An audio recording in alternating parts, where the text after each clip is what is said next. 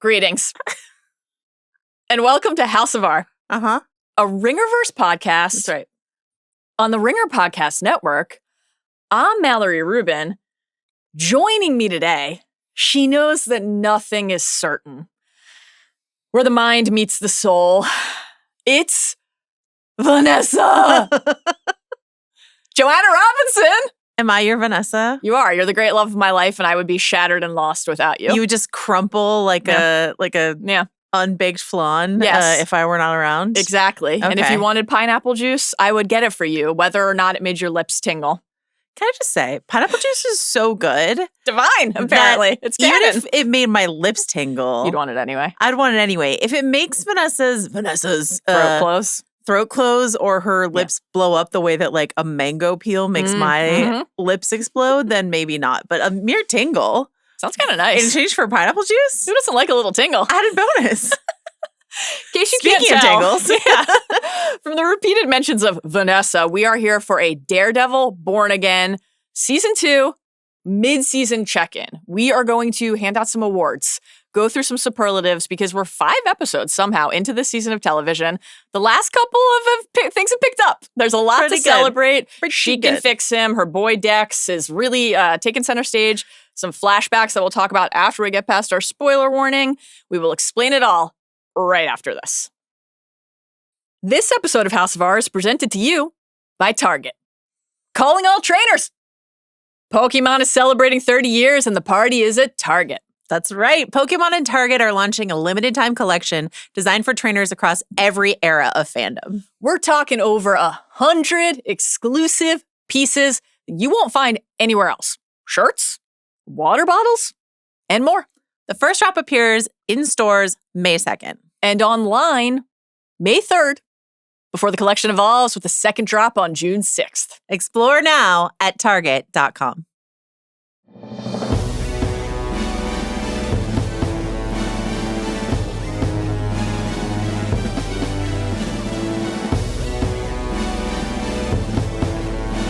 We're going to be back for a couple pods next week. What are they going to be? Everyone will find out when we do. I have some ideas. Same. How can everybody follow along? Great question.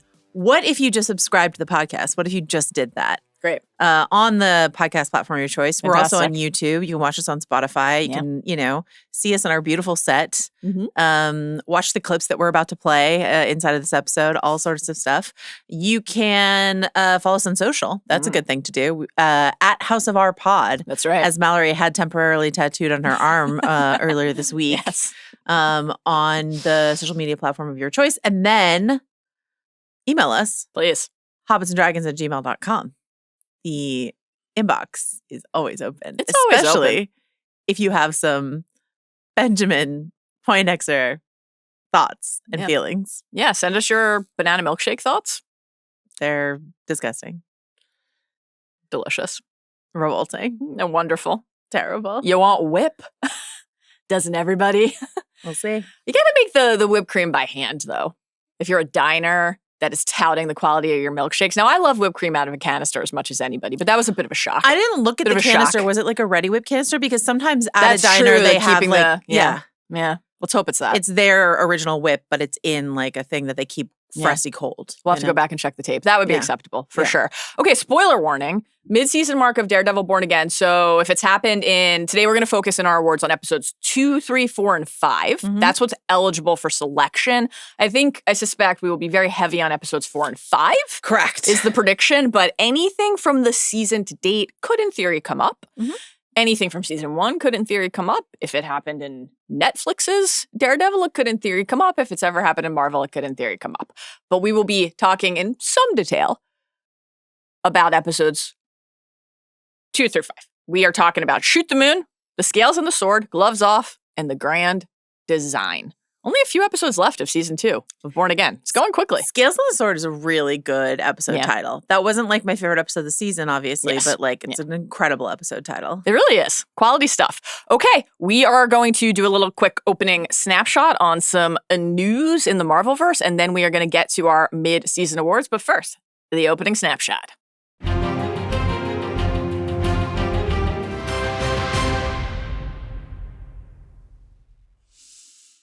What's cooking? Listen, as we're recording, we are in CinemaCon territory, which means the best and the brightest are gathered in Vegas to get some sneak peeks at what's coming up. Marvel doesn't have their full-blown presentation until tonight. Mm-hmm. So we're recording this Thursday morning. They will be presenting this evening. There might be, rumor has it, there might be an Avengers Doomsday trailer that they dropped there, or at least some prolonged footage. So that is interesting. Just something to keep an eye on. We obviously don't have any information exactly about that. But I thought it'd be a good moment to sort of check in on the slate. It's been a minute since we checked in on the slate, right? So just to recap what we have upcoming. Yes. May 12th, Punisher One Last Kill. Yeah. Right? Recent trailer drop. Really good. For One Last Kill. A lot of PTSD seems like Frank is intense. Forever grappling with. July 31st, Spider-Man Brand New Day. Just some wonderful new posters recently released. Sony had their presentation at CinemaCon, so some footage dropped there at CinemaCon from that film. Did the poster with the reflection of Zendaya in the Spider-Man eye mask do anything to influence your running theory clock of like how much Zendaya will actually be in that movie? No, because do you remember the first Dune movie where Zendaya was heavily featured in every single trailer only to be barely in the movie? If you got Zendaya in your movie, you're going to use her on the promo material. You know what I mean? All right. And then sometimes in the fall, allegedly, your friendly neighborhood Spider-Man season 2, the animated show. December 18th, Avengers Doomsday. They put that clock up on the internet and now they can't change it. They're not moving. They have clarified that they are not. There was a rumor that they were moving. They're like, we are not moving. It is done. So same day as Doom Part 3, Avengers Doomsday. Sometime in the fall/winter, Vision Quest is coming. So that's exciting. Yeah. There was some recent news about Joe Locke, who plays Wiccan, of course, that he signed. I mean, I don't think this is really news. He signed a multi-movie deal with Marvel. So, like, will they be using Wiccan in a number of movies? Maybe. But this is just sort of like standard boilerplate at this point for Marvel. It's just sort of like you get cast in a Marvel project, they lock you down before your fee can go up, et cetera. And then, of course, December 17th, 2027, Avengers Secret Wars. And that's all of the confirmed, like, in the near future dates that we have. And that's bananas. Yeah. Banana milkshakes. Once we get the Spidey movie and confirm the widely held theory, and I guess at this point just expectation that Sadie Sink is playing Jean Grey, then we can start announcing X-Men stuff. Well, they would announce an X-Men movie anyway. But anyway, in production, Black Panther 3, which is allegedly coming out in 2028. Wonder Man Season 2 was announced, obviously. X-Men ? We don't know when or what, but probably starring Sadie Sink. Did you see the Peter Claffey rumor? That's exciting. I don't like it? I don't want him for that. Why? So the rumor is that they're looking at him for Beast. Yeah. I don't know that I feel like, and Peter Claffey is actually an incredibly intelligent man, but I don't know that he's giving like... Yeah, scientist. I like it. Let's see the range. Also, I don't know that I think bouncing between a Thrones show and a Marvel show is sort of like, I understand he's like, I want to get my bag while I can. Yeah, sure. Yeah. But I don't know. I just kind of, I don't think that he should lock himself into a franchise when he's already holding on a franchise on TV. Just for the longevity of career, I feel like he should do some weird other stuff before he locks himself into something like that. Do you know what I mean? Probably tough to pass on X-Men if it's offered. Perhaps. The dump truck of money. Shang-Chi, allegedly there will be another Shang-Chi. Blade, who the F knows? And Armor Wars, who knows? So that's sort of the nebulously on the horizon information. Right. Sony-wise, May 25th, Spider-Noir. Can't wait. Something we are bizarrely excited for. Will you be watching every episode in both black and white and color? Will you consume it both ways? No, but I will spend half of the episode dressed in black and white, and then I will do a costume change and watch the other half while dressed in color. Great. So, perfect. And then June 4th, 2027, Spider-Man Beyond the Spider-Verse. And once again, since Sony had their presentation at CinemaCon, some images came out. What did you make of the Beyond the Spider-Verse glimpses that we saw? I mean, it's thrilling. It's one of the movies and franchises that is best equipped because of its like utterly original and fully realized visual palette to just give you that feeling of what you've missed with one glimpse. Like you just need to see one frame, one image. Obviously the characters that we're seeing together, but just something about the pop of color and the shapes and the geometry, right? It's like it gives you that little skip in your stomach and your heart. So I can't wait for the third film in the Spider-Verse franchise. I love those movies. Everybody in the Ringerverse family loves those movies. The group chat was buzzing. We're hyped. What year did the last one come out? 24? Is that right? 23. Was it really 23? Across Spider-Verse is 23. So 4 years. What year is it now? 26? 26. Has it been that long? Yeah. Sheesh. So, according to the Google that I just did. So, boy, it's been a minute. That's wild. Last but not least, we just wanted to mention, so Disney did a company-wide, pretty aggressive layoff, I think over 1,000 jobs they cut. And Marvel was hit pretty hard.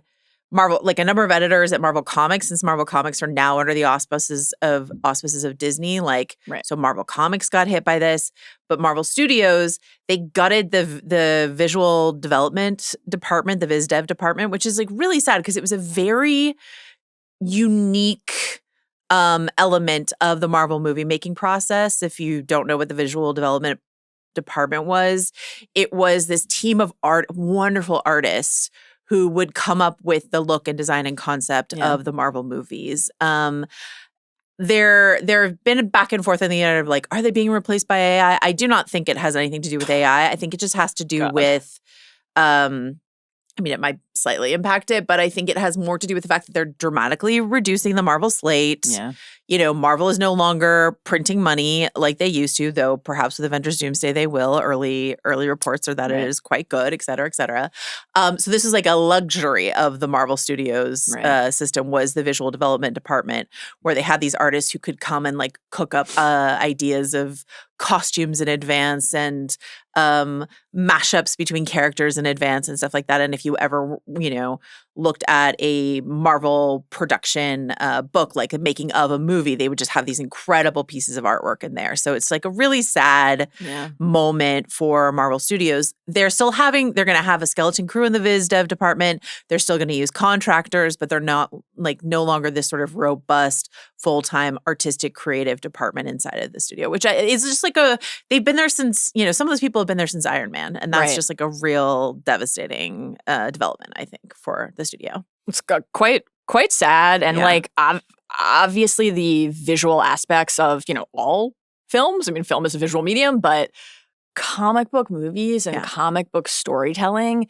it's as inextricable of a strand of DNA as any of the other things that draw people to these manifestations and renderings, bringing to life the characters, the relationships, the worlds that we care about so deeply and are attached to so deeply, and to simultaneously forge this connected, united experience across phases and sagas and time, and inside of that introduce in tandem with what is this character's franchise, or what genre are we playing in, where are we in time, where are we in the multiverse, specificity, to be able to achieve that balance. That was one of the hallmarks of what made the Infinity Saga so undeniable.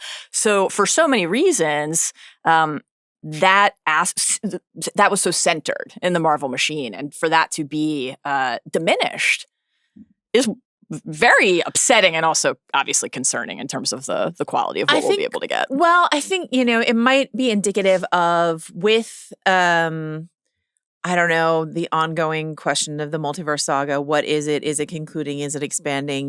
Will the X-Men movies, is the point after Doomsday and Secret Wars to create an interconnected universe that is much less connected, and a visual style that is sort of much more disparate? Is the tightly woven tapestry of the Infinity Saga not something that they can return to, want to return to, et cetera? So will that cohesive visual style be less important? And there's something potentially exciting about that, because when you think about, are we ever going to get Blade? I don't know. But some of the various ideas that we've heard about Blade over the years all sound like we could get a really cool, distinctively different looking film. Yeah, for sure. So there's an excitement in that. In talking about Spider Noir or something like that, or Spider-Verse, how creative and inventive can we get with the visual style of Marvel if we're not trying to make everything look quite as cohesive? There's opportunity there. No question. Yeah, absolutely. That's all I have to say about, I just want to pour one out for the Viz Dev department because they were just like a very cool, unusual element inside of the movie making machine. So, yeah. We'll see if we get more news out of CinemaCon. Maybe we'll talk about a Doomsday trailer in a couple days if we get one. I don't think we'll get to see it if they show it in Vegas. So we'll only get descriptions of it, which is... And then they'll release it later on the internet. Though I don't know. If you've got a countdown clock running on your YouTube channel in perpetuity, you got to put stuff up. I feel like they're going to hit it for Comic-Con. I mean, that's in months. It's July. That's in months. I still think they blew it. They should have done one a week. You give us 4 in a row. One a week. Why not? One for every chair that they lined up. Constant drumbeat. They have enough characters in the movie to have done it. No question. Okay. Daredevil. What are your overall thoughts at the mid-season point? We last talked about this after the premiere. Mm-hmm. How have you found the season in the subsequent weeks? So I thought episodes 2 and 3 were fine. Yeah. But I thought 4 and 5 were really good. I don't think it's just because I really like Bullseye as a character. Yeah. So shout out to our guy Arjuna who watched the screeners. We did not watch, in advance, but Arjuna did when we got all the screeners from Marvel, and he was like, "Joanna, it's really a Bullseye season," and I didn't dare to dream to believe him, but I should have. I should have listened. He never leads us astray. But he knows the power of that sentence. Over me, yeah. So I think episodes 4 and 5 have been really good. Yeah. And just the fact that we can watch this season and I don't feel quite as lost as I do, thinking about the fact that it'll be 4 years between Spider-Verse movies, but we're getting a new Daredevil season every March. They've announced that season 3 is coming back next March. So this is, if you want to call it the Pit approach to storytelling, you can, or it's just how TV used to be made. Yeah. But it's just sort of if we get a new Daredevil season every year, there's extreme value in that for me in terms of feeling like I am in the story in an ongoing way, which is what television is supposed to be. Yes. And this is going to be the first live action Marvel series to get a 3rd season, which is it's wild, insane to contemplate. But that's where we are with Marvel television. So I'm really it's interesting. I have a quote from Wilson Bethel actually talking, who plays Dex, talking to Brandon Davis on his podcast. And he was talking about sort of season 1 versus season 2. I just think this is a marked improvement over season 1. And he said, quote, "My only frustration, and I don't think I'm setting the world on fire with this comment, but I think I have so much respect for what the show is and has been. And I think the fans are deeply invested, have so much respect for the show, hold it in such high standard. It was frustrating for me a little bit that we had to settle it all and coming back with that first season. I wanted the quality of this season, season 2, Born Again. That's what I wanted for the first season.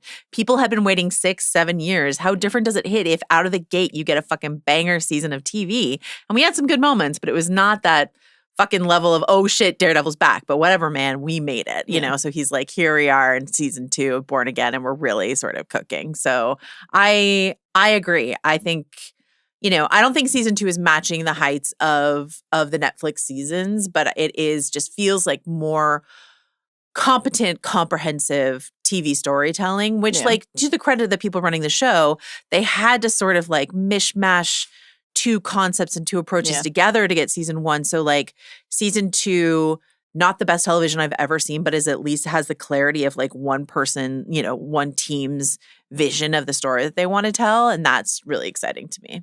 Yeah, I feel very similarly. we potted about episode 1. I was not hugely enthusiastic about episodes 2 and 3, so that was worrying. Yeah. But I think that I thought 4 and 5 were fantastic. Easily my favorite episodes of the series so far. And I thought that both of them were really good. I thought that 5 is the first one. 4 had moments in it like this and stretches, most of which involved your guy. 5 was the first one, for reasons we'll get into here, that gave me that old feeling again. They were just really doing Netflix Daredevil. Yeah, but it's it gets back to what we talked about throughout season 1, where it's there's wisdom and power and reinvention, but when you in the process of forcefully seeking reinvention, abandon the thing that was special about what you made in the first place, that's not always wise, right?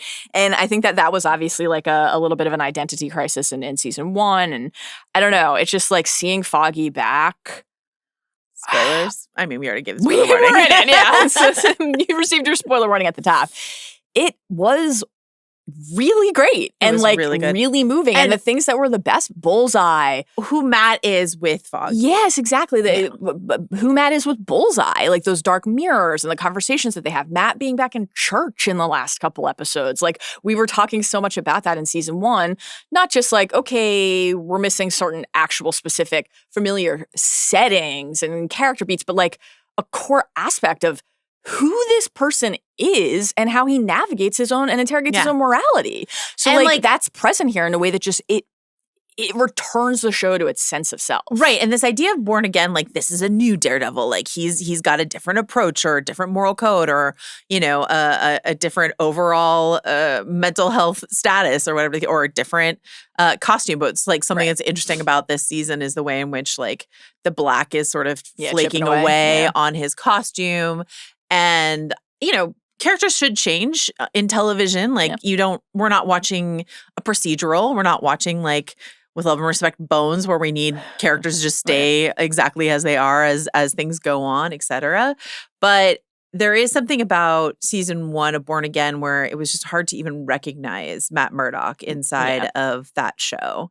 And what we're, you know, in his relationship with Heather, et cetera, et cetera. And so to surround him with different people to get this glimpse inside this necessary tone balance of the grimdark with the lightness, you know, which Foggy was essential to in the original series is, you know, I don't know how that will endure beyond a flashback episode, but it was really welcome here. Yeah. And even I think also these episodes were much stronger to me on the Kingpin front as well for his version of a similar reason, which is like rendering a full version of who a character is. That's always what the Netflix show did so spectacularly. You know, when we did our like celebration of our favorite moments from the original series, one of the moments that we both highlighted and talked about was, you know, that episode, season 1, episode 8 of the original series, Wilson, his plea to Vanessa to tell him that he was a good man,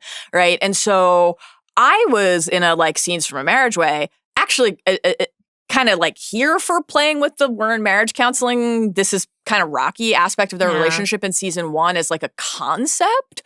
But there was something in these last couple episodes about seeing Vanessa and Wilson in a place of like, who am I without you? That is like an undeniable beat of why Fisk and that this portrayal of Fisk, Vincent D'Onofrio's Fisk inside of our consumption of Marvel stories over the last couple decades is like felt really undeniable. And when he's just corrupt politician, like I just think that like to me the I'm trying to move weapons on the Northern Stars is fundamentally like uninteresting. Right. Seeing him crying at his wife's bedside table after he, in an effort to save himself, and he told her not to come and she did because she, for all those reasons, he bashes that figurine. And he sends that shard into her temple. You know, it's like all of that is the delicious brew. Doesn't miss. So I think he would have hit her anyway. But the fact that got shot. Yeah. Kingpin. Yeah.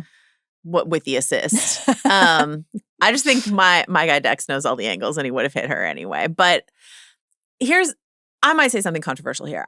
Even though I think the last 2 episodes were the best that Born Again has been, and even though I really found the Vanessa and Kingpin storyline animating in the Netflix series, I don't think Eilert Zur has been like the strongest aspect of the show. And I'm kind of glad she's going to be gone. When she got the shard in her head in episode 4, I was like, you cheered. I was like, this better be. I like don't think this character's working. Yeah. I thought her Lily Taylor is a really welcome addition to the show, and I thought her Scene with the Governor was very good. But like in general, Vanessa Queenpin has just like not been working for me on this show. And so when she got the shard in her head, I was like, good job, Dex. Like you took an element of the show that wasn't really working potentially off the table. And then when they had the fake out in episode 5 of like, she might still be alive. Yeah. I was like, no, please. I need this to be. And like, I feel guilty saying that, but I just don't think she was working. And I think it's good when shows can just recognize something that's not working and like have Nikki and Paolo die by spider bite. You know what I mean? Like whatever you need to do. Comp for Vanessa. Whatever you need to do to take them off the board, you know? Yeah, so, I mean, I don't think that this version of their relationship across the series to date ever came close to matching what we got in the original. But that's kind of why seeing the like anguish on the precipice of that loss was like so riveting to me. No, and I now mean, D'Onofrio was so good. Yeah, like the kingpin that we're going to get in the wake of that, especially because they spent those couple episodes reinforcing the like, well, wait, why are you chasing this global reach? And should we just go to our island? No, you're Anakin Skywalker. Like you don't like sand. Don't worry, baby. It was the right way. I think there's a way to watch this season and say that feels like a radical recalibration of the version of their relationship they gave us. But because we now know where it was building toward, I was grateful to get like a return to form and a reminder just of like kind of how they feel about each other and how they interact with each other before it was taken away, because now and that's kind of been the story of Born Again so far, is like ultimately for the quality of the show and the life of the show coming every year. The year-long thing is exciting for a lot of reasons. Obviously, we just don't get that with too many programs now. Something like, we're 5 episodes in, Jessica Jones has been like alluded to and like Jess has been mentioned, but she's not here yet. It's less, I mean, she could be here as soon as next week, right? That would be great. That's my hope. Who knows?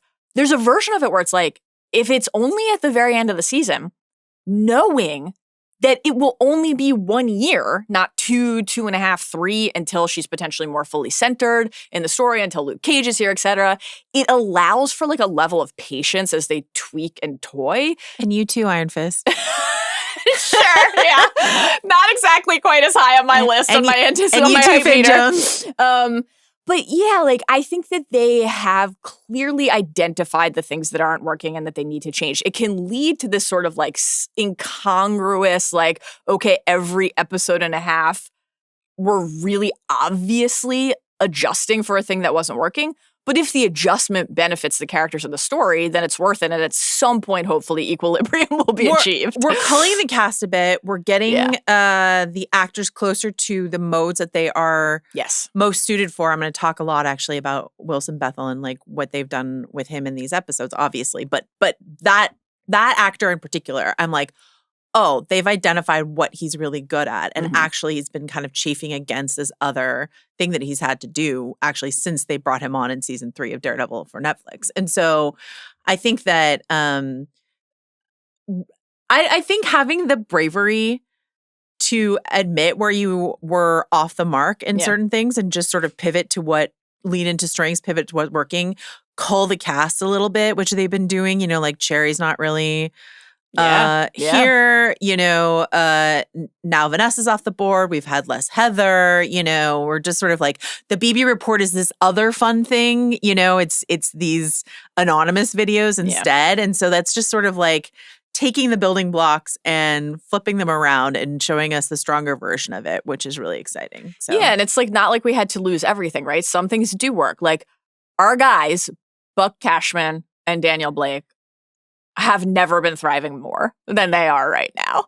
And that's a new thing in this version of the show, in this era of the show. And, we talked when we did the season 2 premiere episode about like how, when you invoke the past, if the present is not as strong, it's a risk, actually. It reminds you of the better version of the thing you had before. There would have been an episode of this show earlier this season, certainly last season, we're cutting, not with Buck and Daniel, because they've always been great and we've always loved them, but like a comp to this, cutting to Wesley to like remind us of basically like who did these new characters replace would have been like a real oh no thing. But in the alchemy inside of this episode was like, all right, maybe we have found it at last. Which new things are working? Heather, like the Kirsten Heather scene on the street was probably my favorite Heather scene in a while, because it kind of leaned into the thing that we talked about that's interesting about her repositioning as a character this season, where it's like, until you've been through this thing, like, don't tell me what you would do with it, right? I'm not missing more Heather. No, but pairing her with Buck Cashman in that scene, I thought was extremely good. He's carrying that conversation, but like, I was like, oh, yeah, actually completely locked into this entire scene. Yeah. And that, I know that was great. You love your guy, Buck Cashman. I do. And I love, and then when they were like, Daniel, is he the jester? And he's like, I'm actually growing quite fond of him. Yeah. So that was he grows on lovely. you. That's what everyone says. BB said it too. He grows on you. Sure does. I love him. Okay. Will Daniel and Buck come up in our awards today? Will Bullseye? Will Foggy? I suspect so. I suspect so. Okay. This podcast is an excuse to celebrate all of our favorite Daredevil bros. Here we go. It's time for the Midseason Awards. Our first one today, because we are coming off of the Foggy flashback episode that we have been waiting for, is best use of flashbacks. Now, I'm guessing from what you said earlier that you will not be going with something Vanessa-centric here, but perhaps you'll surprise us. What is your pick? The Vanessa stuff was fine. I texted you about this. I thought her CGI facelift was really uncannily bad, and her wigs were terrible. We'll talk more about wigs. Oh, we got a whole wig watch category coming for you today. You're gonna cook. No, it's Foggy. I will give it to. I think you have something else Foggy related that is important to talk about. So I'll just give it to them. Sort of being at their desks at work, and just fucking around and talk about foot fetishes. Matt really revealing some stuff there, some foot stuff. Do you think that Matt Murdock? What do you think he would make of Laris and Allison Hightower? What do you think this says about that scene where he walks home barefoot from She-Hulk's his assignation with She-Hulk? Yeah, quite a bit. I mean, that was already a wonderful and very memorable stretch, and here we go. Yep, a little bit more. Just wonderful to have Foggy back. Just sensational. Avocados at Law is a sort of cheap shot straight to my heart. Really, really good stuff. But just having them back, pre Nelson and Murdoch, at their old job, chafing against what they have to do, their banter, all of that, sort of the lightness of it. There's deeper stuff to get into, which I think is what you'll be dwelling on. But I think the lightness was really important too. Yeah. Coronas, swigging some Coronas, stashing some cash. Yeah. They've saved up $1,700 that Foggy's going to give away to Lionel. Yeah.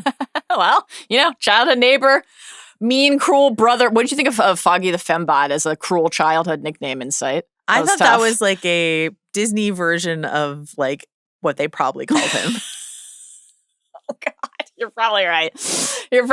I have a clip. Play it. Aren't you supposed to be the Catholic one here? Oh, come on. All right, so fine. You want to go with guilt now? How about mercy? There's got to be something about that in the Bible. Second chances, redemption.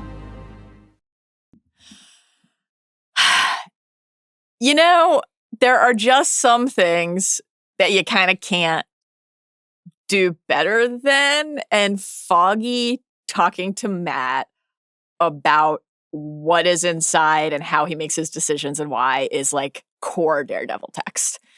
It's just the best. You're right that it was kind of the transition from Matt. I mean, I love the way we cut between these Matt and Dex moments and these Matt and Foggy and the audio bleed and the audio bleed. So when we cut from Matt telling Dex not to say Foggy's name right into hearing Foggy say, even the best avocados have to do grunt work, I was just like, oh my God, they got me. They got me, There are just some things that are going to work if you're a fan of these characters and these relationships in this show or this franchise, and that's one of them. But this late night, and it's very it's it's from a place of kindness here, and there's a good spirited debate, but they're not tearing each other apart as we have seen many times, right, with them across the years.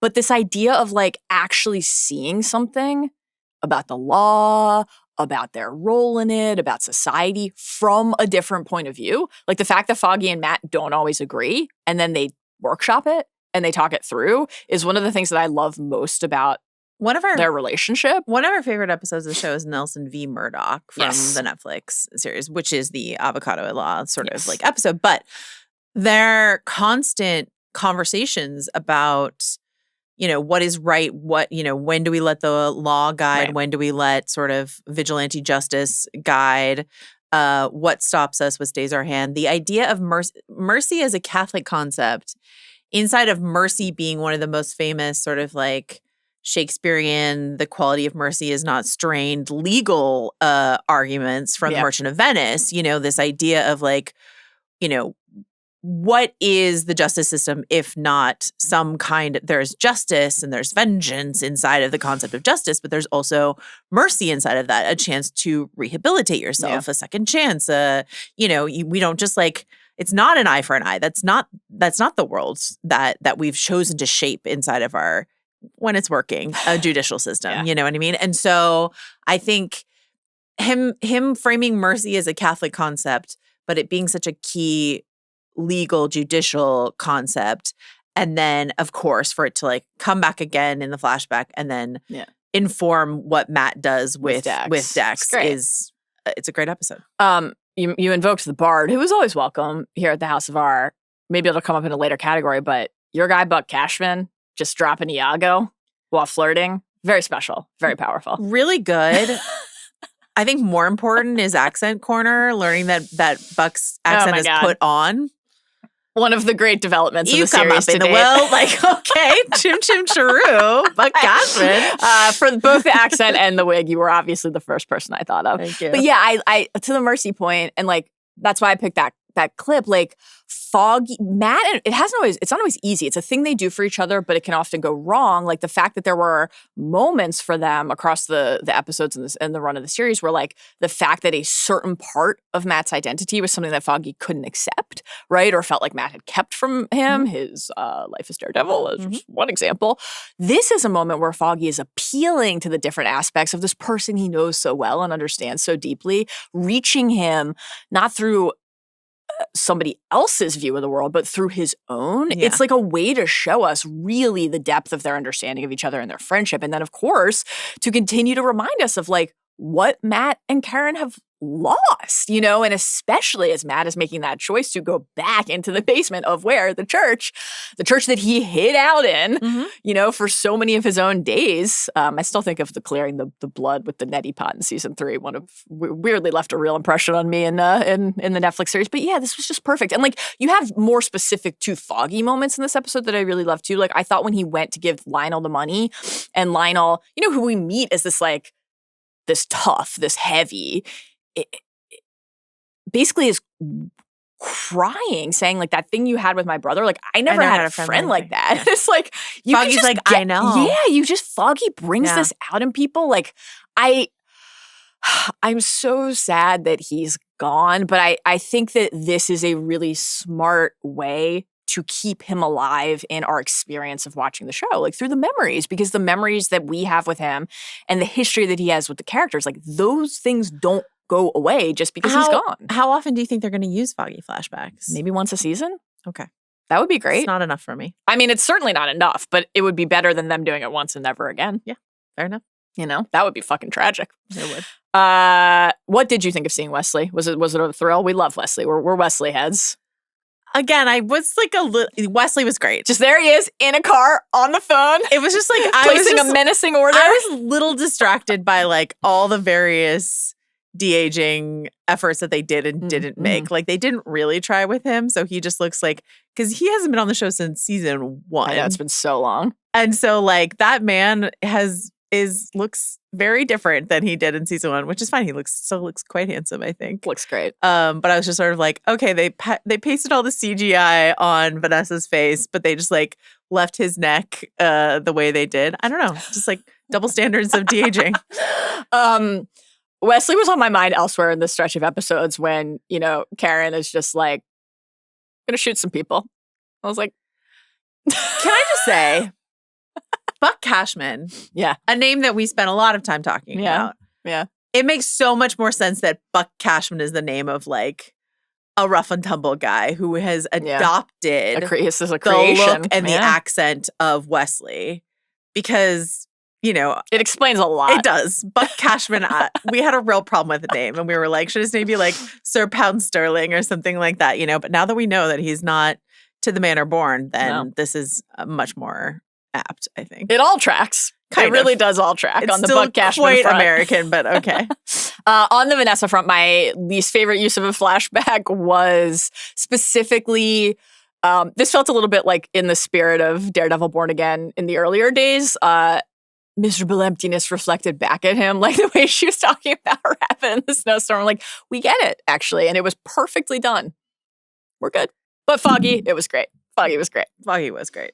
Let's talk about another person who was very important to this show and to this podcast.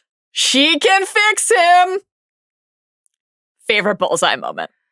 Impossible to choose. This is a house of art. Smuggle. I have the longest list I've ever created for anything. Is that true? Is it longer than some of your Spike lists? How could it be? Is it? Oh my God. Because it's like every second. I know. It has been great. Every single second of that. The intro to episode 4. Yes. Is just hit after hit after hit. You texted me a long time looking up why would you do push-ups that way to understand what muscle groups exactly that he was trying to develop. What did you think of the way he was doing this with the wrists? I mean, it sublime. Takes the mind in some interesting places. Absolutely. You texted dexterity. me. Dex is for dexterity. It sure is. That the opening to episode 4, and I quote, rewrote your DNA. I think it did. I think it did. Since you can't possibly pick just one. I have a clip. Excellent. I'll have one banana milkshake. You won't whip? Doesn't everybody? Okay. Doesn't everybody? That is something that the actor Wilson Bethel can do in his sleep. Yeah. I've talked about this before. My love for the show Heart of Dixie, where he played a character, Wade Kinsella, and that was essentially what he did, leaning and smirking and grinning and winking and like all this other shit. Were banana milkshakes involved? No, but they could have been. They could have been. Yeah. Whip, I'm sure, was involved at some point. For several seasons, he is one of the most effortlessly charming people. So to have him woo a neighbor, woo a cat, I mean, later, some tough stuff take with her the hostage. Dog. Yeah. Oh, also that. To have him flip an egg without looking, to give him a Billy Joel needle drop, to have him, I'm sorry, I'm pro, wipe out the entire fucking task force. I'm into it. The toothpick in the straw moment. That was amazing. Having a dog in the diner is not sanitary moment. Yeah.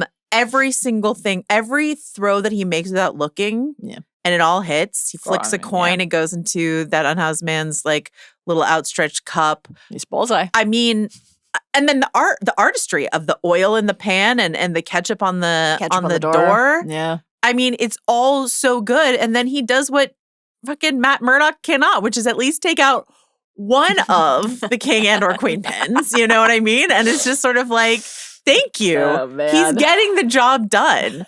And then, so he does all of that in episode 4. And then episode 5. Amazing stuff. Guess what? I have more Dex clips for later, but like, there's this profound, emotionally damaged aspect that he brings forth. And he is capable of all these things. So like, have I always enjoyed Wilson Bethel in this role? Yes. But it's like, I rewatched, when I was unpacking my house last week, I rewatched the movie Lincoln, which I hadn't seen since it came out. Murderer's Row of character actors in that movie, of course. Like every single character actor of all time is in there. But Walton Goggins is in there and he plays like this very like wimpy, like sort of like fearful role. And Walton Goggins has been miscast so many times in his life, but when you have Walton Goggins do Boyd Crowder, some flavor of that. On White Lotus, he did some flavor of that. Sure. I am always extremely excited. And so when you cast an actor and you let them actually do the thing that they can do better than almost anyone else, I get so excited. So like Dex in his sort of like restrained, like repressed, medicated, all these other things that he was doing in season 3, I thought he was like quite good. His season 1 stuff was, here, there, everywhere. But in this stretch, he goes, I had to get my mind back, right? And so now he's just sort of like, if you're like, hey, this isn't a Dex I recognize, I would agree with you. If you're like, hey, I feel like they've dramatically rewritten this character, I'd be like, I agree with you. But they've rewritten him in a way that allows this actor to do something he is unparalleled good at. And I am for it. So Dex, I always loved you, but now Wilson Bethel getting to fire on all cylinders, like every single piece of silverware in the diner flung. Yeah. Not a single lobster left behind. I am like really for it. So my only note is when he scared the dog. That was tough, especially after seeing him, act so tenderly toward the cat. This has been a wonderful stretch. It really has a great performance, and I think a really interesting evolution for Dex, for Bullseye, for him in a vacuum, but with what it's unlocking with his relationship with Matt. And for Matt, there's like, this is really not ever a total risk with Daredevil because Charlie Cox is so good and, Matt is such a endlessly fascinating character, but like, Bullseye is so good. Foggy is back. We're getting something out of Kingpin we like. Jessica Jones is coming soon. Buck and Daniel, where it's like, you don't want Matt Murdock to recede in his own show. Right? And so watching him and Dex in the tunnels, in the church, what they're saying to each other in a way that is like such a centering of the theme and the tension, but feels, I think, very authentic and believable for those characters. And I think those flashback moments were really key to let Charlie Cox do what he can do so well, which is play different notes on the piano. This sort of like growling, rage-filled, Daredevil, just like a lot of growling and snarling. And very heavy breathing after the acrobatics. Is like... Time comes for us all. So I'm giving Colby to you. Giving a little Aussie. Oh, my back. My back. Moment. Just let me get the key. Just let me get the key. But like, finding his humanity, his humor, his lightness inside of this snarling darkness is important for the show. And I mean, so if I had to pick, I'd say my favorite Dex moment was when he gave the egg to the cat and pet the cat's head because it was lovely. Though, if you are going to give an egg to a cat, I don't think it should be prepared in as much oil as Dex had prepared that in. That's just, we'll file that away. I also thought that was a lot of oil. That's not good for the cat. Egg is egg. There's one of my tics that you like to point out. I hear the word egg or say the word egg, and then I just have to go into mainstream. But I think I thought the beginning of episode 4. I call your throats to rest. Egg. I thought the beginning of episode 4 was like, just a delight. Transcendent. An absolute delight. But Matt and Dex together, Bullseye and Daredevil together in episode 5 was the thematic richness that Daredevil at its height can give us. And the way that there is that, because we'd had that conversation in another scene that we'll talk about in other categories, I suspect, about the one good deed thing. Right. And Dex really like declaring the thing that he is seeking, like quite nakedly, right? Why he needs to do it and what scales he thinks it will tip, and scales of justice across all the different settings of a Daredevil story, always applicable, right? But like, Matt is screaming at him, don't say his name. Like, you don't get to say his name. But then when Dex says, first you try to kill me, then you try to save me, and I'm the one who needs help, and sort of points out the thing that we love about Matt, which is like the constant tension and conflict and dissonance inside, conflict in the human heart. Don't know if it has come up on this podcast before, but it is the only thing worth writing about. Matt saying, I tried to save you because I tried to kill you. Well, I lost sight of that on Josie's roof. Maybe tonight's penance is mutual. Like, Matt is very aware of the thing that he is navigating in real time here, right? And I think it's so smart to make the impossible survival of that fall a feature, not a bug. You know what I mean? Yeah. To make that sort of a contextual, I should not have survived that. Right. So that has dramatically altered who I am as a person. Yes. This second chance I have to right a wrong or whatever. Whereas we as TV viewers are like, that was so baffling. He definitely killed him, and then that character was fine. Like, that was so weird. But I think that like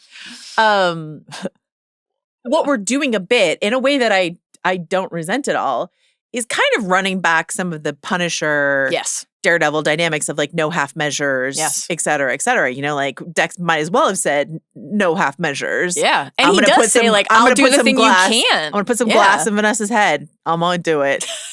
Her dress will become the painting. Do you get it? Do you see the blood on the white? And it's like Kingpin's blood on the painting. It's the same. Yeah. So, this is great. He's an artiste. Poetry. It rhymes. I think that some of what transpires between Matt and Dex in the church could come up in the next category. Mm-hmm. Should we transition to it? It is the best "we're back at church" beat. What do you got? I have a clip that I wanted to be longer, but legally it is this length. But the worst part is when you think you got it beat. You think, I outran him. And then you turn a corner, bam. There it is. Staring you right in the face. Only it's worse this time, and you know it's always going to be there. Yeah. What I love about that clip, and thank you so much to Carlos for his work on the clips, but what I love about that, I was like, I want to make sure we get Matt looking up while he's talking. Like, Dex is like basically horizontal as he's like bleeding out, gurgling blood, dropping bars. But Matt will eventually turn his head and look at him. But for a lot of that scene, he's just looking up. Yeah. They're sitting in the pews. And he's just sort of like looking up at, the grand design is the name of this episode. Yes. And we'll talk about multiple characters say it. Yeah, multiple characters literally say, hey, that's the name of the episode. But like, we'll talk about some other things. But like for Matt, when he's thinking about a grand design, he's thinking about, capital G God. And that is an important part of his character and his person. And so for him to be sitting there and like looking up, and Dex is giving him, Matt is always fighting the devil within him, but like Dex is giving him kind of a sort of like Lucifer and Paradise Lost kind of argument about sort of the nature of who we are, and it's inescapable, and this is who we are. And I just thought this was so potent and powerful. And for Dex to just be like, I did it. I did my deed, and let me die. Let me die. Yeah. But also, you and I, we're not so different. This is what we do. This is who we are, and this is how we are, and we will always find our way back here. Yeah. I just thought it was really powerful. I agree. I wrote down 2 lines for this category. One was that one, and one was the one I picked for my clip. I thought that was electric. And we were just talking about the season 1 moment where Matt pushes Dex off the roof, and obviously they talk about it in this episode. And I think that the choice to do that thing, have Matt make a decision that is intended to kill him, something that, despite, as we've chronicled over many pods, Matt routinely like dropping characters over many floors of a staircase with a chain link. He doesn't kill. Tied around their neck. Doesn't kill. He has a code. He doesn't kill. And that was a violation of something he holds dear. The thing that now in subsequent episodes, and in this stretch in particular, that has unlocked for Matt, there's a version of it where like, had Dex died, it is a level of unparalleled, unmatched despair for Matt, because it is a violation that he can't return from, right? A different type of path to penance that he'll have to seek in perpetuity. But like, an eye for an eye kind of justice that, but Dex being alive is actually like a bigger reminder of what Matt did, because it's not just the tug of guilt internally. It is a person living in front of him with a giant gaping scar on his cheek, forcing Matt to continue to interrogate. I think you mean like a really sexy, like sculpting sort of scar. But like highlights the cheekbones, I think. Do you think Dex is into a looks-maxing? Looks-maxing? He might be. It's worrying to consider. Fucking dare you. Okay, I retract the statement. I'm sorry. He's a good and pure boy, and you can fix him. No, he's not a good and pure boy, but looks-maxing? My pick for Back to Church is a Matt-specific one that I felt was lovely in general, but even further heightened what we got in that moment between Matt and Dex, because it rooted Matt back in this place of his heart, his soul, his mind, his spirituality, all of it. Carlos, can we see this one from episode 4? And abhor nothing so much as the darkness of evil and sin. Amen. Haven't heard that one in a long time.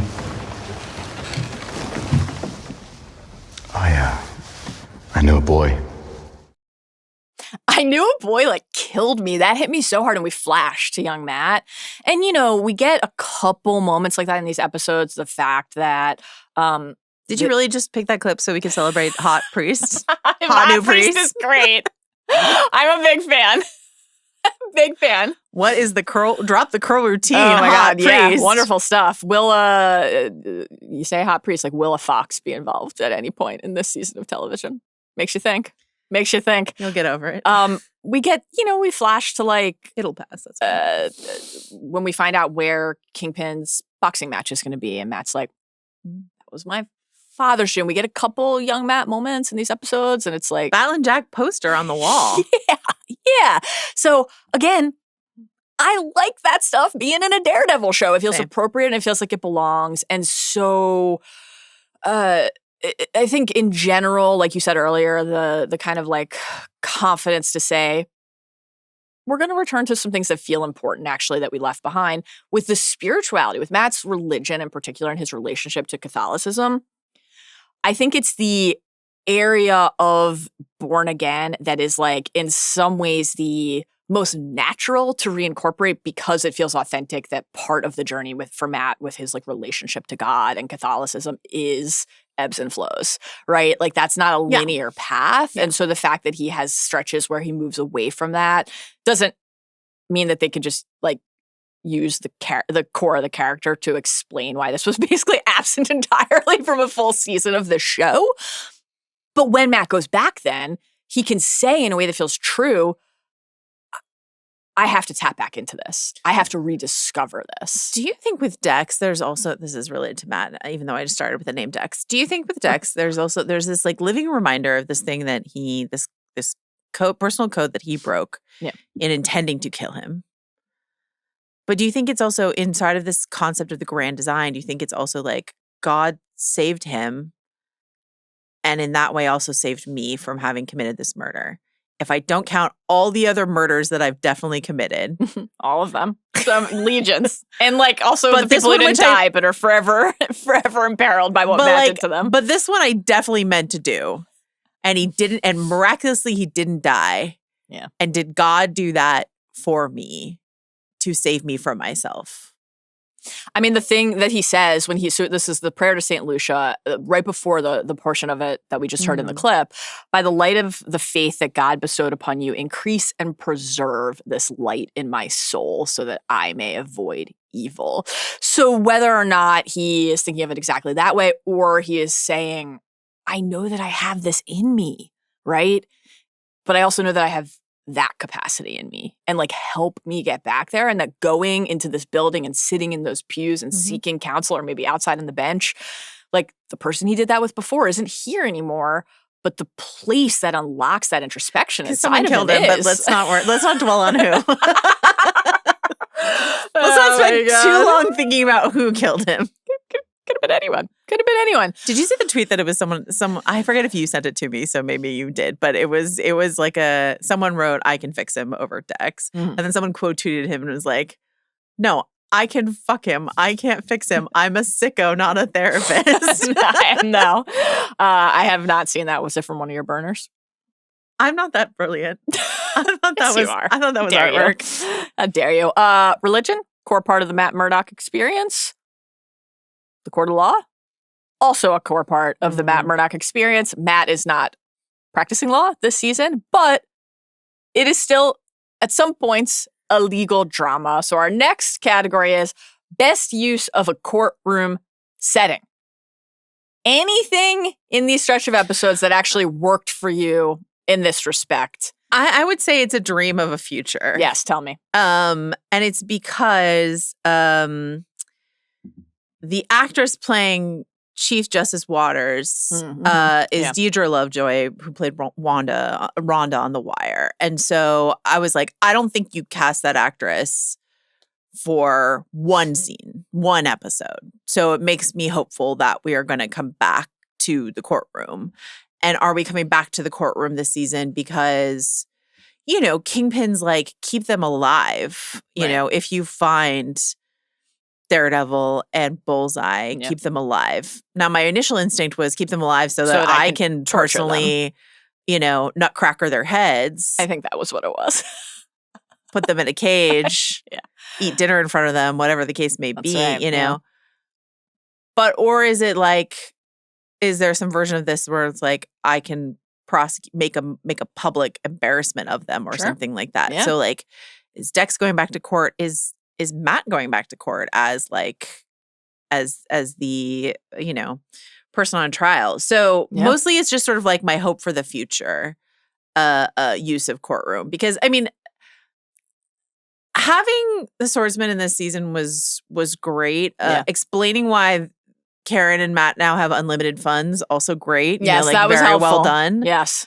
Him in a tuxedo in the courtroom, very, very good. All good stuff.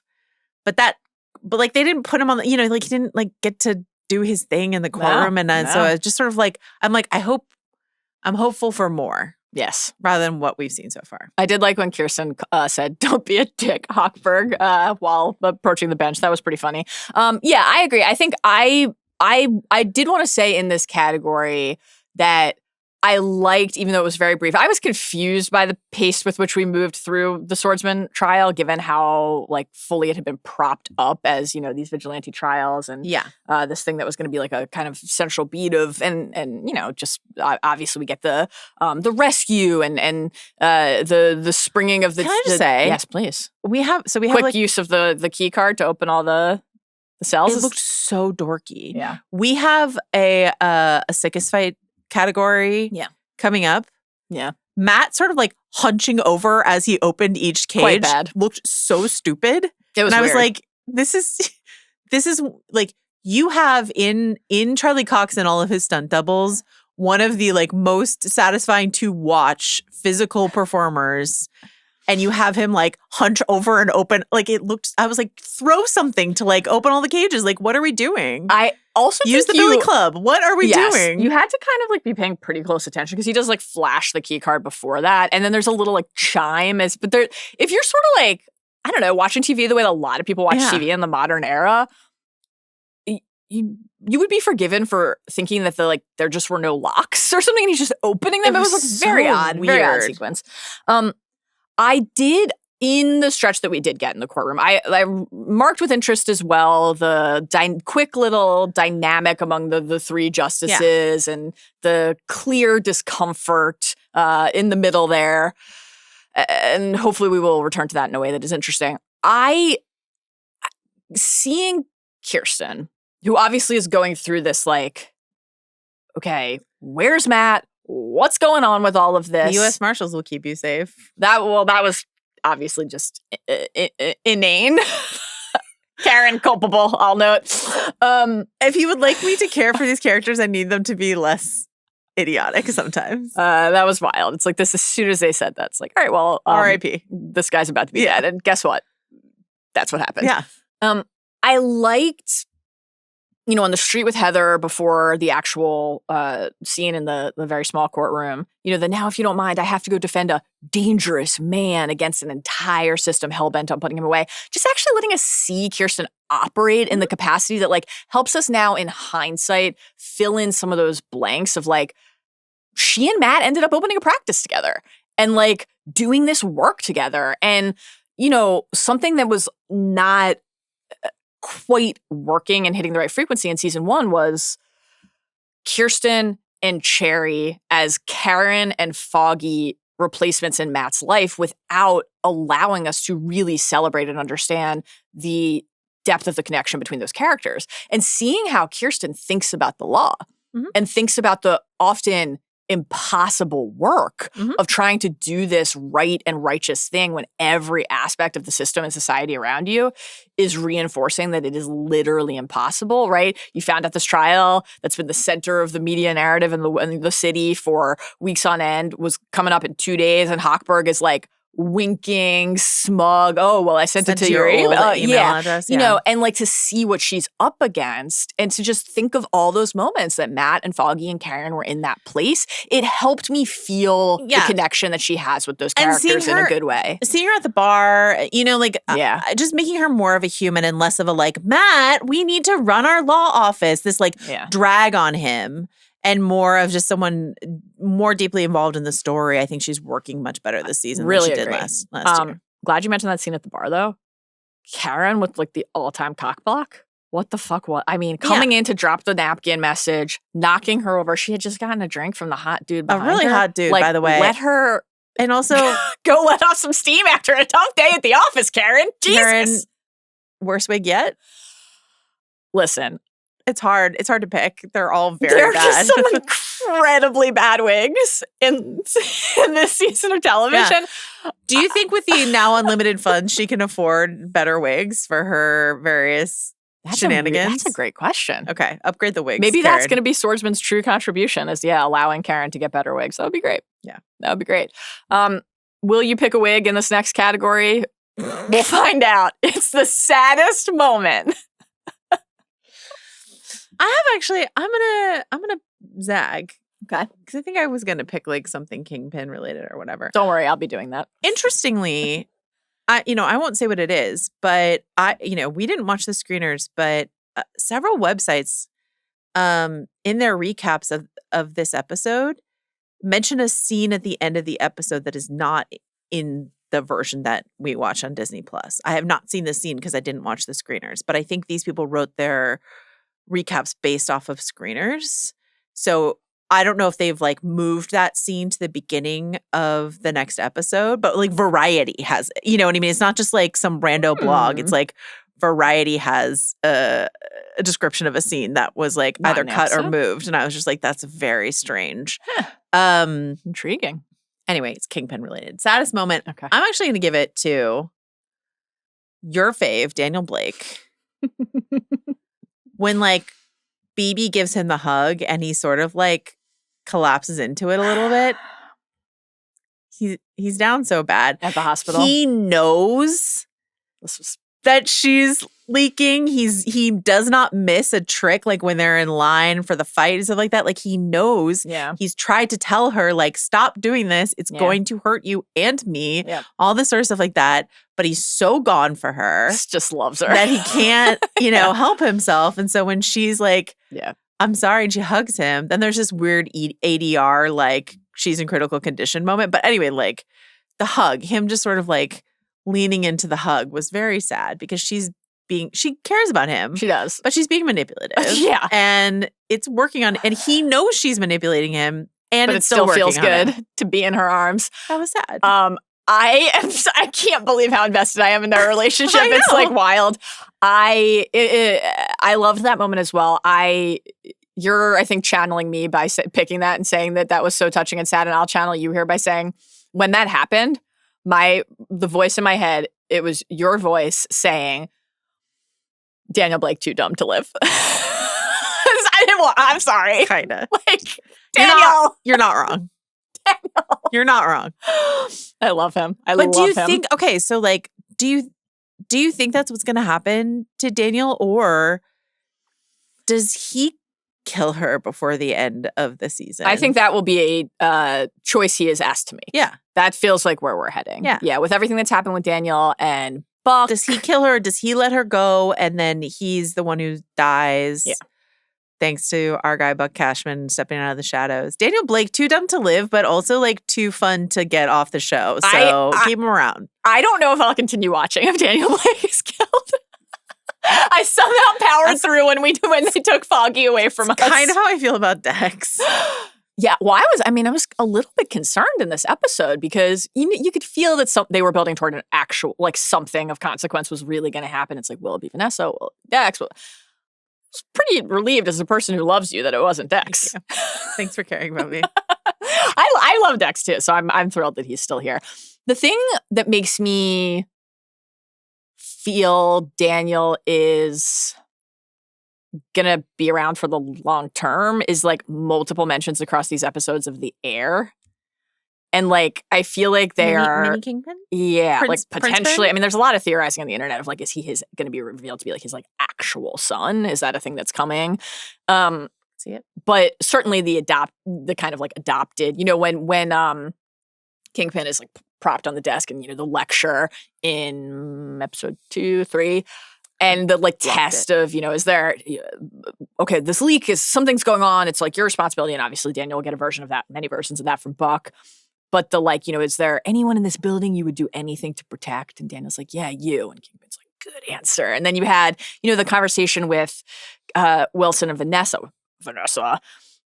when they're talking about like legacy and global reach. And it's the like, way it comes out of one side of your mouth. Like you're a ventriloquist. Vanessa. Yeah. Could you operate a ventriloquist dummy? I don't know why I did like a tickling the balls. But like you put your hand up like the ass, right, of the dummy? Yeah, you Isn't that how it works? Not the ass, but like the back. Like up the back of the coat is sort of the thing. That makes a little bit more sense than just right up the chute. Thanks for clarifying. But in episode 2, you think of like a hand puppet, you are essentially like right up the, the causeway there. But I think for a ventriloquist dummy, it's more of like a thoracic spine sort of situation. Yeah. Great. Now I know. The more you know. That Kingpin Vanessa conversation, but without an heir. We've always been enough for each other. It felt like quite conspicuously positioned in that conversation in episode 2, and then in episode 3 when Buck and Heather are at the gala and have that conversation talking about Daniel as the jester and that at first glance, but is there more than meets the eye? An heir unapparent.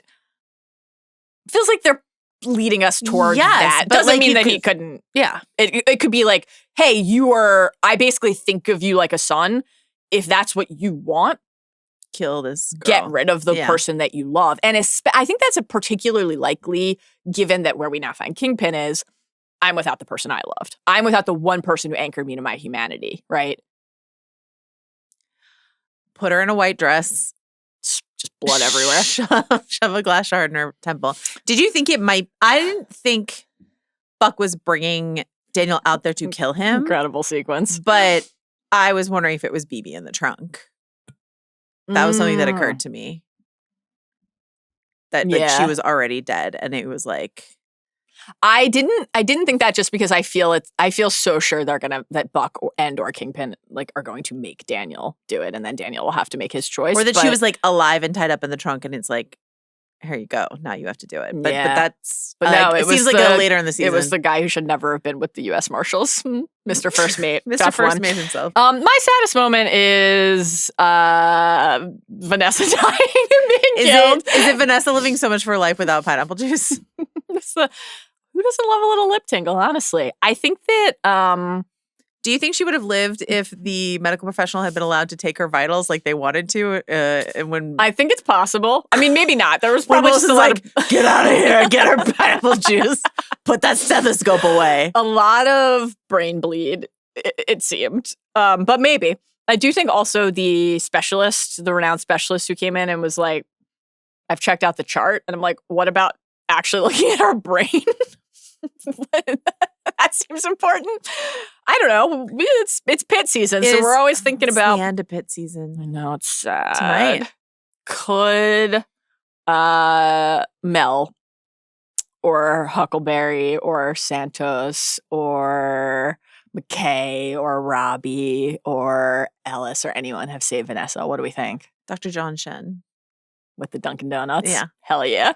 Dr. John Shen would have been like, I'll get you your pineapple juice because I, too, enjoy a sweet treat. And also, I will take your vitals. I love an icy beverage through a straw.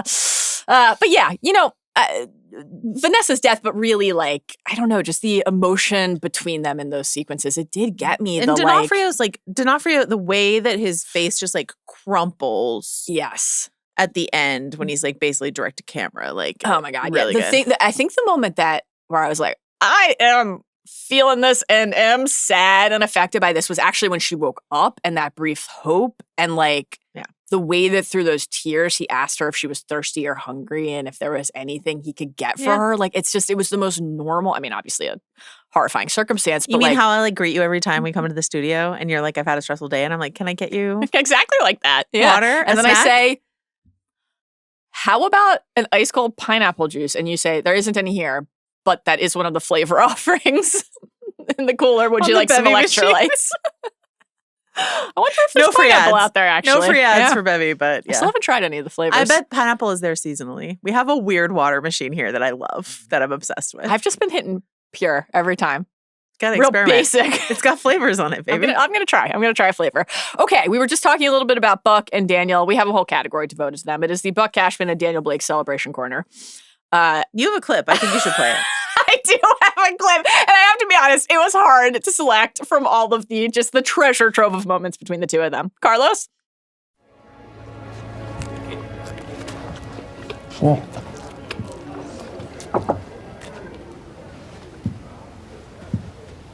You do realize we have the governor's dinner in an hour, don't you? yeah, first rule, don't eat those things. What if it's gross? I mean, just That's the moment that incredible. inspired me to text you about one of our colleagues, but also, Yes. but also, Yeah. Oh, I knew God. it had to be that scene because based on the number of texts I have received from you that Yeah. have included the phrase street meat I've texted you about this sequence a lot. so many times.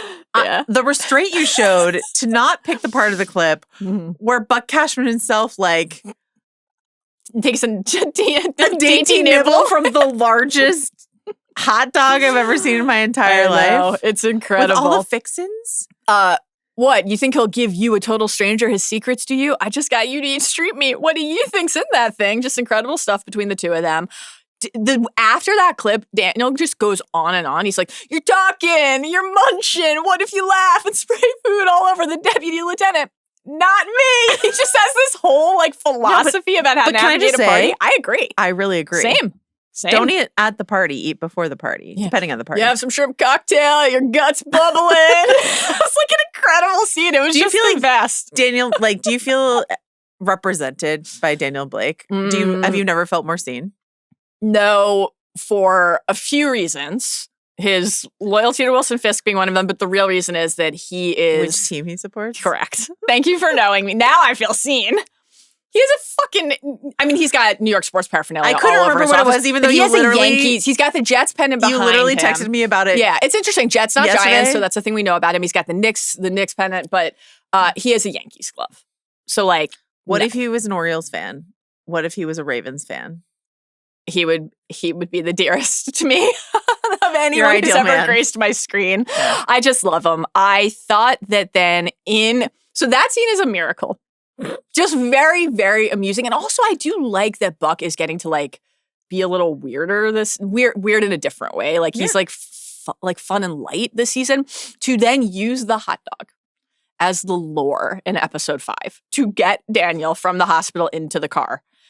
And then have the most, it was intense. My heart was pounding watching it. Daniel is terrified that he's about to be killed. His guts, guess whose guts was are bubbling? Bubbling. Oh, they're bubbling. Burbling He's like, I over. could come in with you. I could get some beef jerky for a snack.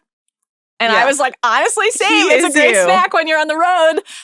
But maybe my favorite Buck moment was when he confirms in the car ride at the beginning, yes, you were right.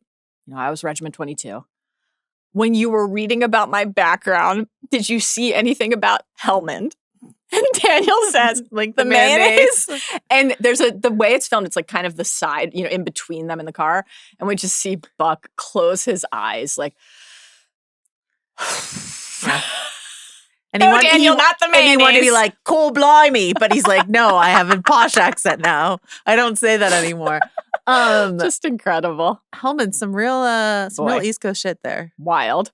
No, Daniel, not the mayonnaise. Afghanistan. Just an astonishing sequence. And then he gives him this actual speech right there. Pivotal moments in a man's life. And we're seeing what that moment was for him with Kingpin and Wesley, etc. But the way that Daniel's like, Buck, am I in trouble? I think the way that they have positioned this child inside of Kingpin's administration is frankly pretty weird. And so to see how young he is in that moment, and then it helps with, he's not that you ever stop lusting after people and making bad decisions as a result of it, but you're he threw a party and then BB got his place cleaned and he was like, you're the best. Let me make you Julia Child's cocoa font recipe. He's the gift that keeps on giving. I just love him. So Buck, am I in trouble? You're yeah, he's scared. He's a kid and he's scared. I really am a fan of that relationship. I know you are. It's great stuff. Okay. Speaking of Daniel, he's about to come up again in this next category. Most compelling ship. And I would like to clarify, Lamentably, it's something we have to clarify in season 2 of Daredevil Born Again, that most compelling ship is a relationship and sex category and not about the Northern Star. The ship that has dominated so much. The plot line that keeps on floating on. Yeah. What are you going with here? Is it Dex and Matt? I texted you a picture of them really close to each other and said, kiss! Or more importantly, is it Dex and Matt and Karen? Because when he shows up to above Josie's bar, their super secret hideaway, their top secret hideout. I can't with this. And she's all sweaty from she's been punching the bag. She's been training. Yeah. Right? And then she gives him a real oh, Matt, what did you drag in? The guy who killed, is Karen going to shoot Dex? It's possible. I mean, he's got a bullet in him already right now. I think she should fuck him instead. I think they should all have sex together. That's what I think. Why did you just look at the camera? I just feel really proud right now to be here with you. Genuinely. You made me like this. I mean, we're talking about the evolution inside of a relationship with Buck and Daniel, and now here it is with us. I support it. Karen was really very clear with Matt. Benjamin Poindexter killed Foggy and he can fucking die. So I think it's a risk for Matt to bring him there. And Karen has gotten more comfortable with a gun. More comfortable than season 1 when she just killed Wesley. Yeah. Now she's just doing some acrobatics, shooting people from underneath cars. Can you show me your acrobatic moves again? Karen.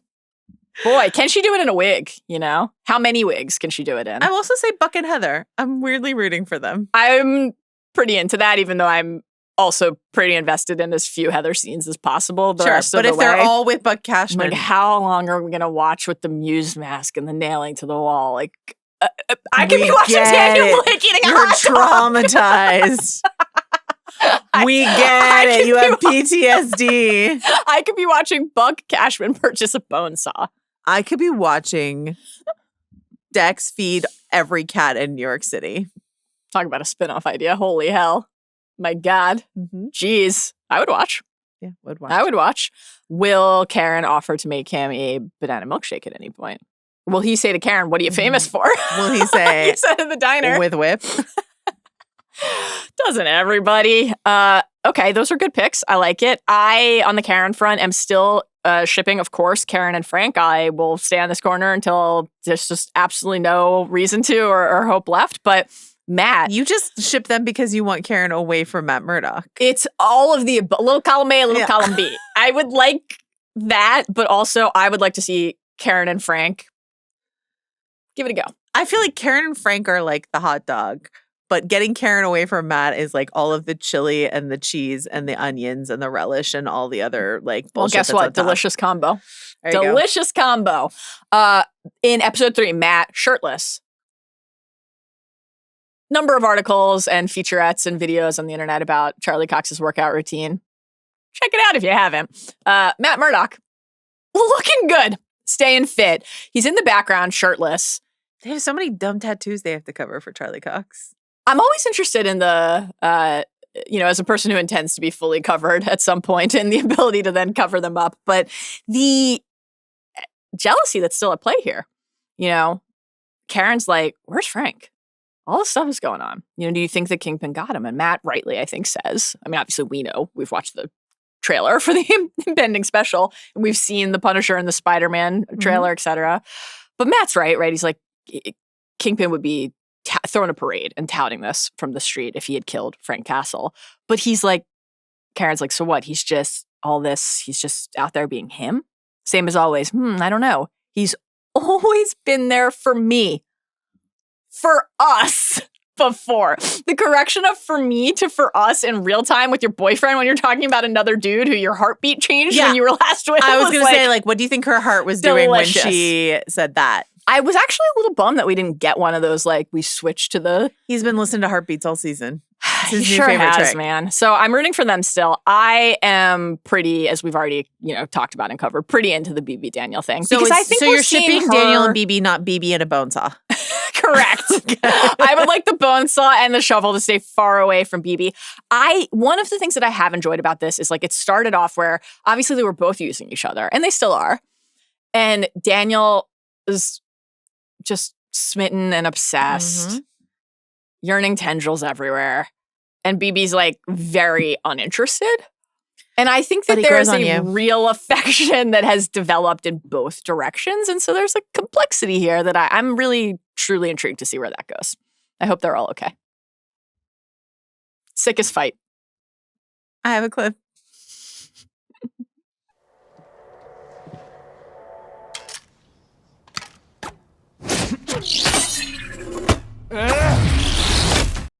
It's great stuff.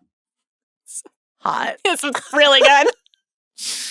Dex listening to a Discman probably only so that they could do that, is a pretty phenomenal moment. Their fight there, though brief, is great because they're both really good at throwing things. So they're just throwing things at each other. It's great. I mean, Dex's whole thing in the diner probably is the real answer, but I just loved that CD moment so much. And then punching, just screaming and punching each other in the face really hard. Yeah. I thought that was, if you want to talk about sick, I thought that was the sickest Yeah, moment. that's my pick too. And it edged out the diner for me because it gives us that great pairing of the choreography and the theatrics of the fight and how they're using their respective powers, which is a really fun thing when Daredevil and Bullseye face off with a conversation.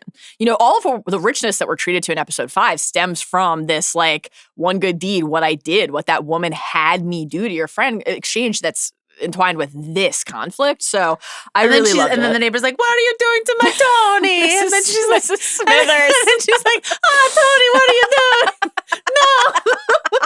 No. Really tough when he took her hostage. That was a rough one.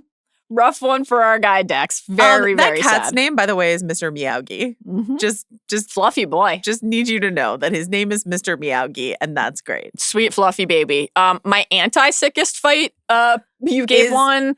It was a great Matt hunching over and using the key card. I'm going to give you a bookend in that same stretch, that same sequence, which was, because we've got a new white tiger, right? So Angela shows up. She's got the duffel bag full of, there's a walkie in there. Karen's turning it on. Okay, they're getting an update. Adam and I were cracking up when this happened. There's the update. And then Karen's just like, hello? I don't know why it got me so much. It's guys, this is a really tense situation. We're on the clock here. Hello? Dex hurling a CD. It was not. Okay. We're down to our final 2 categories. What I will say, though, as much as I thought that freeing of all the people from the cages was clumsily done, Swordsman with the rebar and using it as a sword was pretty great. That was good. That was better than, I liked when we caused the steam to cloud the room cover, but then guns are firing everywhere and it's everyone's fine. Yeah. So. Okay. Is that your most intriguing mystery? How is the AVTF worse than a stormtrooper at hitting a target? Is that your question?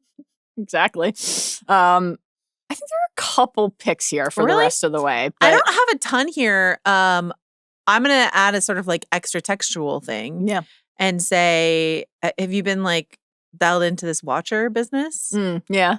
Okay. So in episode 4, when Dex and Matt go through the glass of the gym, there's a shot outside the glass of the gym where you see 2 lights on the wall, and the way that the glass is sort of shattered could conceivably, if you're trying very hard, look like the silhouette of the Watcher. Right. And then Brad Winderbaum, who's head of Marvel TV, confirmed or just decided to go with what the internet was going with and was just sort of he's always watching sort of thing, was that is the Watcher. I'm of 2 minds, but I really think this could just be Brad being you guys think it's the Watcher? Sure, it's the Watcher. Why not? It's really just 2 lights and some broken glass, but sure, whatever you need. But what if it is? Yeah. And what if the grand design has nothing to do with the Catholic God and has everything to do with the Watcher? Is this is Vanessa's death? Is Vanessa's death something worth watching in every single universe? Probably. I mean, because what is Wilson about to do now? Nothing good. Let's go back to Spider-Verse and answer that question, right? So I'm interested in that, and I think also pairing something that grand and cosmic and sprawling in Marvel with street level, one of our most street level tales is compelling. Relatedly, on the street level front, I remain intrigued by the mystery of when Jessica Jones will be entering the story. I thought that would happen by now. I have to be honest. I'm surprised. Have that spoiled for me. Oh, you know when it's coming? Yeah. Okay, I don't.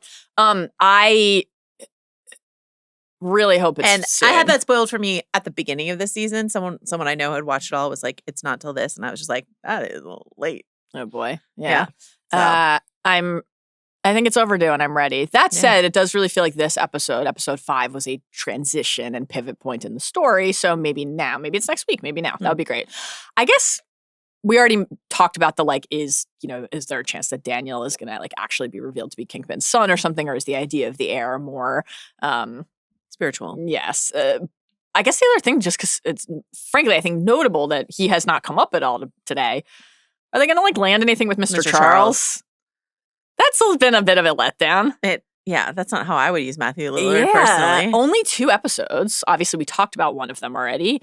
Episode 4, the second appearance, which got off to a great start because he's just there and then monologuing about wombat shit being square, which was fun fact, didn't know. Wow, you really do learn something new about Lego every bricks day. in order to you bring someone. up a Lego, you have my attention. You know that. It's a thing you know. But this kind of dick measuring power contest. Oh, you break out your guy with the gun. I'll break out my guys with the gun. We're both peacocking. Oh, your guy with the gun. Got my guys with the guns. Where's it going? And then he's like, fuck. That's how he buttons that scene, right? Or shit. Yes. And he just swears. Yeah. I don't know. On behalf of the agency. Is it actually?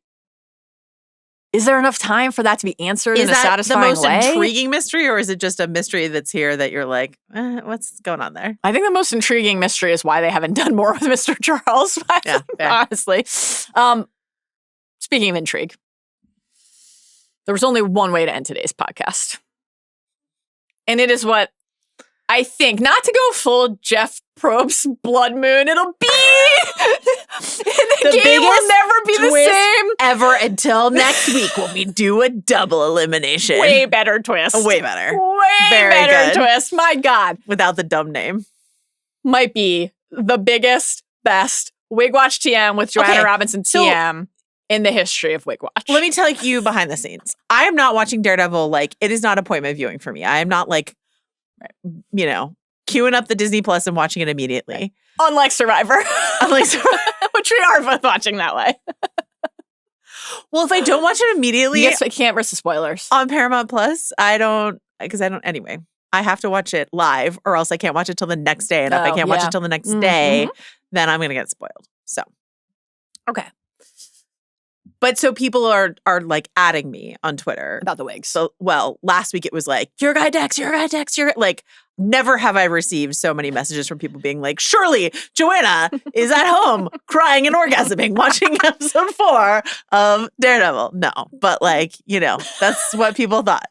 And I was like, wow, I guess I gotta watch episode 4 of Daredevil.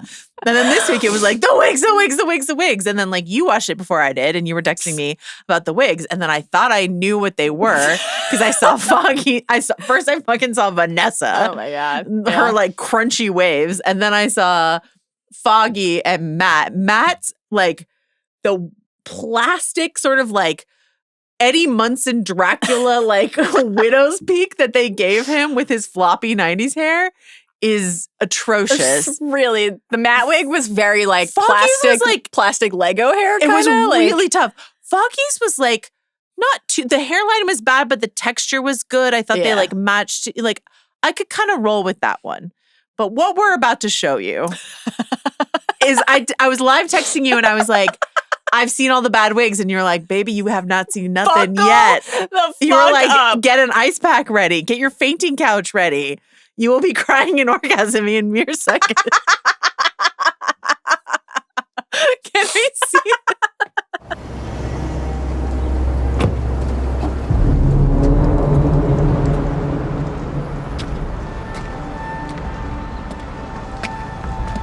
Long time, pal. Looking good, Wes.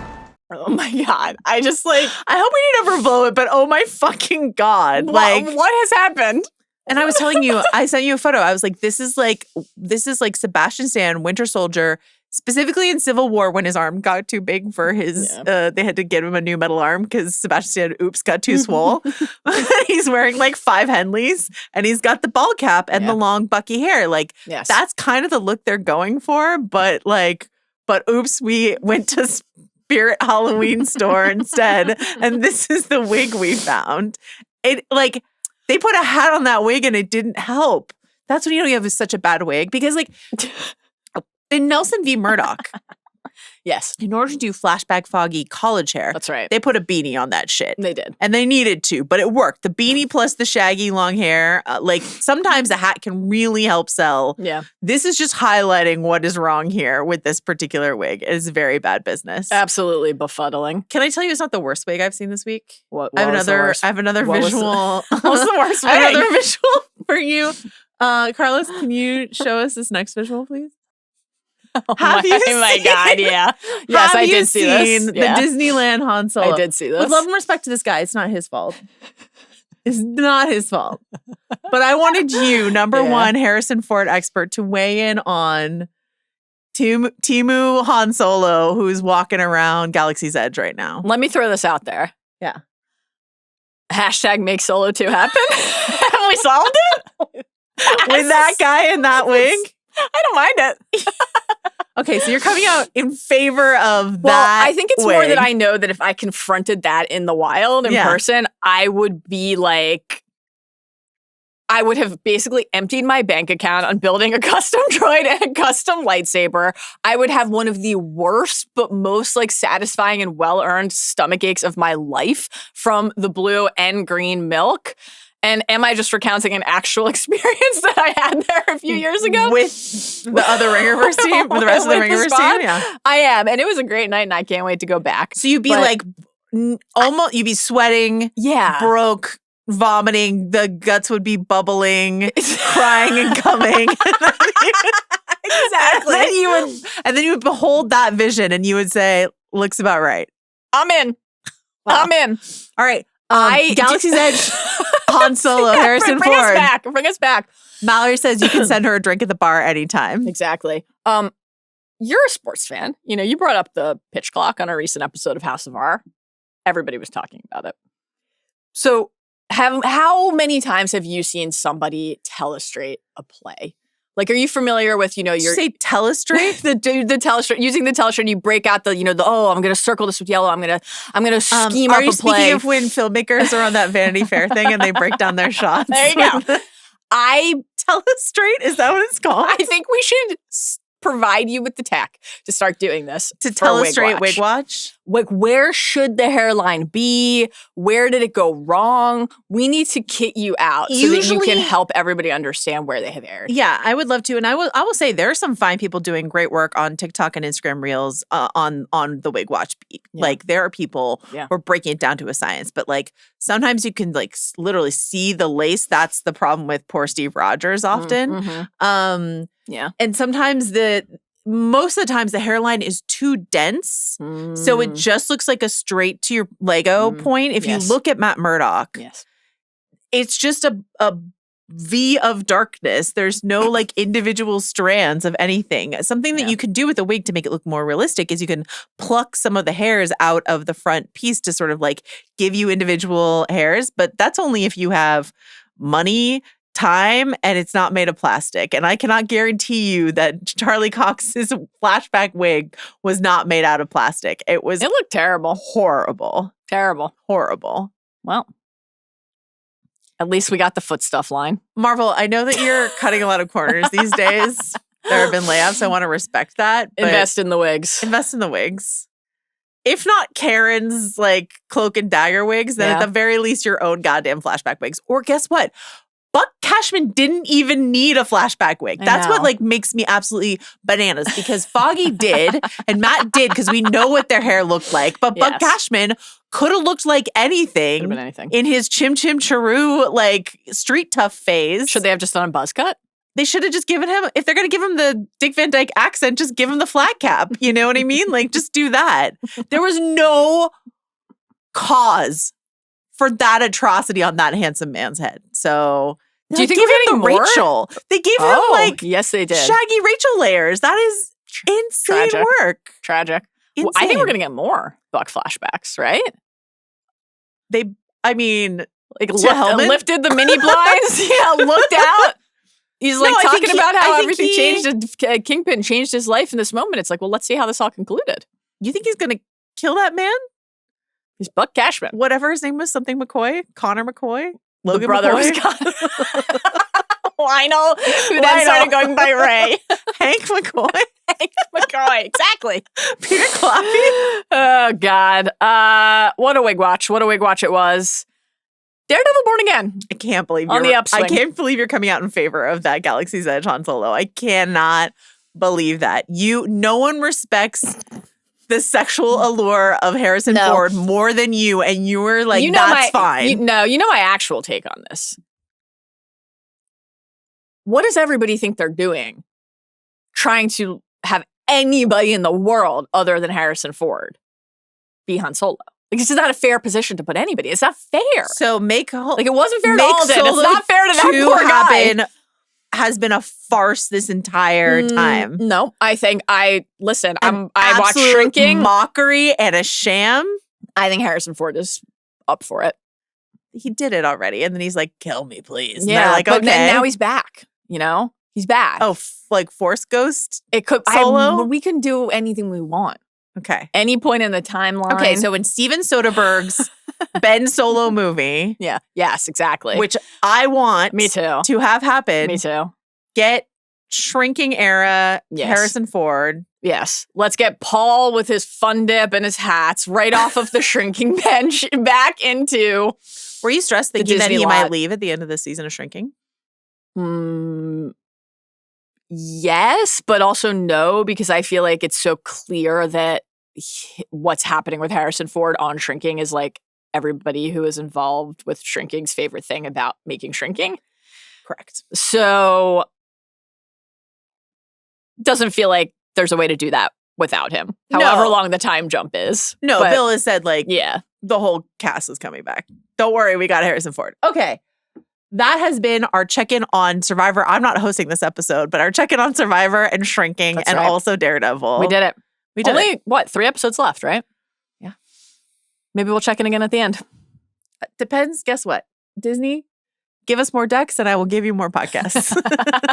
That's a promise from me to you. I think that's completely fair. Thank yous. Thank you to Carlos Chiriboga, Scott Lee, Jacob, helping out again today here at the old Sycamore Studios. Arjuna Ramgopowell, as always. Jomi Adeniran, as always. We will see you next week. Perhaps we will see you chucking out wigs at Galaxy's Edge. Until then, enjoy your banana milkshakes. Enjoy crying and coming at home.